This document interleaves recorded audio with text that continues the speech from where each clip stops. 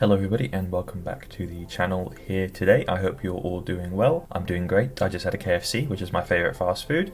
Tell me what your favourite fast food is in the comments below.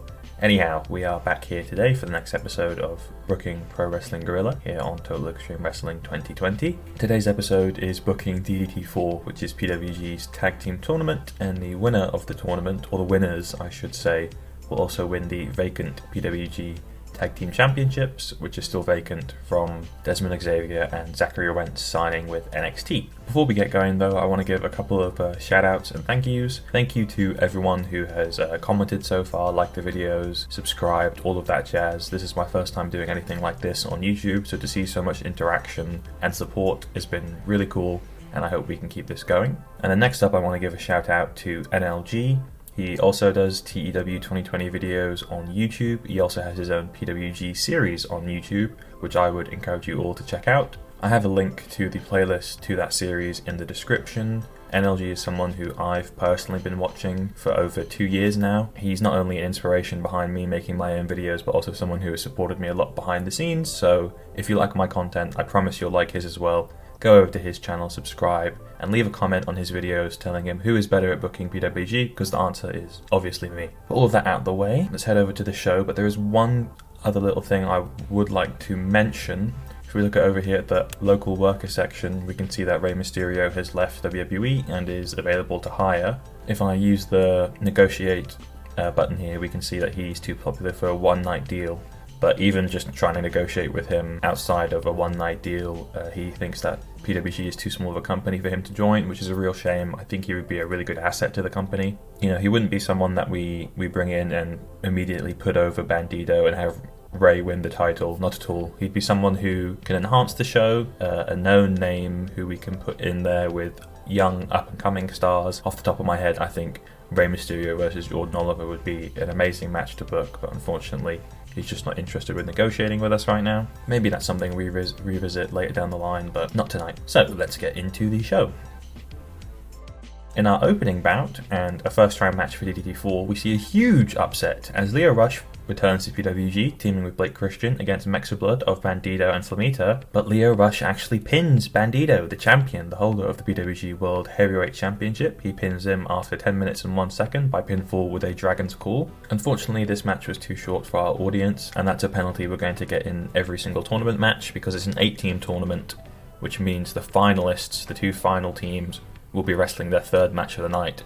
I just don't think having them all wrestle 20-minute matches is realistic or reasonable. There were also times a lack of psychology were on display, and the match had a tendency to drift a little bit, which penalised the match down to a 62, which is probably a little bit lower than I was hoping for. But for the individual ratings, Blake Christian with a 55, Lio Rush with a 59. I would have liked to see a little bit higher given his stature and popularity. Bandido, of course, he's amazing, arguably our best worker in the company, had a 76. And lastly, Flamita had a 62, which is good to see because I was a little underwhelmed by his performance over All-Star Weekend, so to see him bounce back is a sight for sore eyes. But yes, a big result here for our first match of the tournament. Lio Rush pinning Bandido, and you have to imagine that that will earn Lio a title opportunity at some point in the very near future. Then on to our second match of the tournament. Aussie Open defeat Los Hermanos de la Revolucion. I probably butchered the pronunciation of that. I don't know if Dragon Bane and El Hijo de Canis Lupus have an actual tag team name. If they do and you know about it, please by all means let me know in the comments. This is just something that I came up with off the cuff when I started the series. But yeah, a 58 rated match. Dragon Bane had a 44, Canis Lupus had a 52, Mark Davis had a 60, so that's a really good performance from him, and Kyle Fletcher had a 50. Of course, over All-Star Weekend, we saw Aussie Open align themselves with Jonathan Gresham to form a new trio. They said they were going to reform PWG in their own image, and Aussie Open promised that they would win this tournament and win the titles, so we'll see if they can live up to their promise. And to win the match, Kyle Fletcher pinned El Hijo de Canis Lupus with a tombstone piledriver. Then on to the third match of the night. A new tag team by the name of Violence Kingdom, consisting of Brody King and Jeff Cobb, defeats Enfants Terribles, represented by Kuma Arashi and Shotaro Ashino, in 10 minutes and 24 seconds after Brody King pinned Kuma Arashi with a Gonzo bomb. not to be confused with New Orleans Pelicans point guard Lonzo Ball. Of course, over All-Star Weekend, we saw Ashino get a pretty upset victory against King, and we talked about maybe Brody King can find himself a partner and enter DDT4, try and right the ship after his rocky start to 2021 by winning the tournament and winning the titles, and he's found himself a partner in Jeff Cobb, who has also not had the best start to the year. Of course, Cobb tried to reclaim the PWG World Heavyweight Championship from Bandido, but he wrestled the match with a broken forearm, which severely limited his performance, and he was unable to recapture the title. So I think Brody and Cobb are two really violent monsters, hence the name Violence Kingdom, who have a point to prove, and you have to consider them a favourite to win this tournament. Even though they might not be as established as a tag team as others in this tournament, their success and ability as singles wrestlers is something you can't look past. The match was 59 rated, Cobb had a 64, which is a massive improvement from when he wrestled with a broken forearm, as you'd expect. Brody King with a 55, which I don't want to say it's disappointing, but I think Brody is someone who we're going to want to be a pillar of this company. But if he is going to be that guy, he needs to be getting higher than 55, so we'll see what happens on that front. Ashino, we found out last month that he's a great performer despite his limited popularity. He had a 64, no surprises there. And then I'm also very happy to see Kuma Arashi get a 49. No doubt his rating was boosted by Arashi and Ashino's excellent chemistry teaming together. Then moving on to the fourth and final first round match for DDT4, we see the Velocities pin Black Taurus and Laredo Kid in 10 minutes and 15 seconds. And Paris de Silva pinned Black Taurus with a surprise roll-up, 59 rated, Laredo Kid with a 56, Black Taurus with a 51, Paris de Silva with a 55, and Jude London with a 59. I think you could definitely say this is a upset victory. Black Taurus obviously is an absolute behemoth in the ring, but Paris de Silva was just able to catch him out with that surprise roll-up to get the win and advance to the second round of DDT4. However, Black Taurus evidently is not too happy about this result, and he makes it known to Paris de Silva after the match, jumping in from behind and beating him down, which obviously puts the Velocities at a major disadvantage for their second round match coming up later tonight. Then, in our first non-tournament match of the night, Chris Dickinson defeats Pagano in 15 minutes and 3 seconds by pinfall with a Liger Bomb. During the match, we also had Jonathan Gresham run in and attack Pagano. Now, this is quite interesting because last month we saw Dickinson interfere in Gresham and Aussie Open's match, the match which happened before Gresham and Aussie Open announced themselves as a new trio in PWG. When Dickinson interfered in that match, he attacked Pagano, which maybe at the time just looked like Dickinson was trying to make a name for himself, and Pagano was the biggest fish in the pond, so to speak, someone he could try to make his name off of by getting Pagano's attention. But now we see Gresham almost return the favour and help out Dickinson in his singles match against Pagano. So maybe is Dickinson a part of this trio with Gresham and Aussie Open? Is there something that Gresham and Dickinson know about that we don't yet? Who knows, we'll have to wait and see. This gets a 65, which is an awesome rating. I'm so happy with that. Dickinson and Pagano have great chemistry. It certainly showed. Dickinson had a 66, Pagano with a 48. Then in our next match of the evening, we go back to DDT4, and Aussie Open defeat Blake Christian and Leo Rush in 9 minutes and 36 seconds after Kyle Fletcher pins Blake Christian again using his Tombstone Piledriver finisher. The match was 57 rated. We get a 63 from Leo Rush, which is an uptick from his performance in the opening match when he pinned Bandido. Blake Christian with a 54, Mark Davis with a 54, and Kyle Fletcher with a 53. So now Aussie Open have cemented their place in the DDT4 final. They promised last month that they would win the titles, and they are certainly in the position to do so, advancing to the tournament final.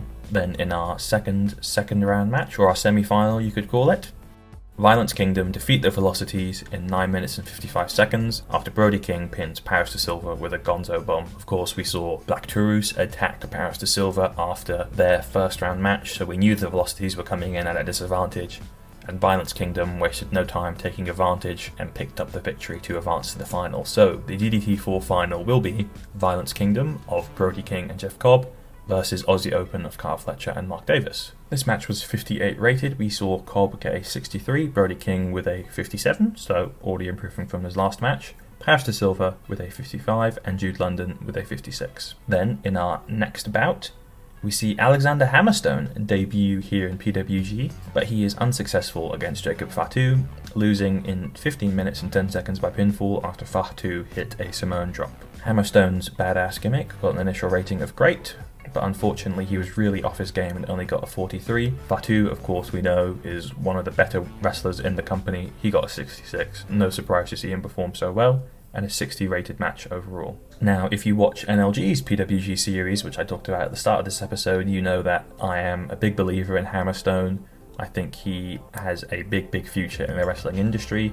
I think he might be more suited to a more sports entertainment style company than a work rate company such as PWG, but by no means do I say that to discredit his ability, and there's still a reason that I brought him to PWG, because I still do believe in his in-ring ability. Of course, this is also a huge match that Major League Wrestling has been building to for seemingly, must be over a year at this point. So Court Bauer, if you're watching, I apologise that I just gave this away for free with no build-up. However, if you are looking for someone to join your website writing team, by all means contact me and I'd love to join. Swiftly moving onwards from me trying to get a job with MLW, in a 77 rated match, Kenta comes to PWG and defeats Dragon Lee in 20 minutes and 6 seconds by pinfall with a go to sleep. I know I don't have a face cam, but if you could see my face right now, I'm grinning from ear to ear. Dragon Lee and Kenta have great chemistry, and it showed. Dragon Lee with a 79, he really is one of the best wrestlers on the planet in my opinion, and Kenta with a 69, very nice. I'm so ecstatic to see this do so well. This might be a highest rated match of the save so far. I should know that off the top of my head, but I don't. I will check that after the show. Then moving on to the DDT4 final, our main event, it will be Violence Kingdom,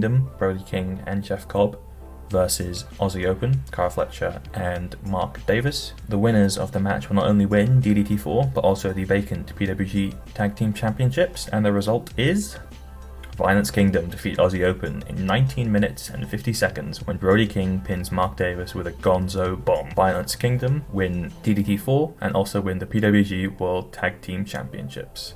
61 rated match, Jeff Cobb with a 64. Brody King really off his game, only a 50. I am a little disappointed with that, I can't lie. I really thought that Brody getting all 3 pinfall victories, by the way, to win this tournament would be a big opportunity for him. I don't want to say that he's let me down, but it hasn't quite been the breakout performance I'd really hoped for today. Just checking through the dirt sheet here, and we can see Kyle Fletcher and Mark Davis have both been penalised for being overused. I figured something might be up, because to see them both get 49 is a little bit lower than I would expect. But all in all, 61 rated match. I'm happy with how DDT4 went as a whole, the tournament and the show. Of course, Dragon Lee versus Kenta was immense, and I think Jeff Cobb and Brody King forming a new team as Violence Kingdom is an exciting prospect for the future.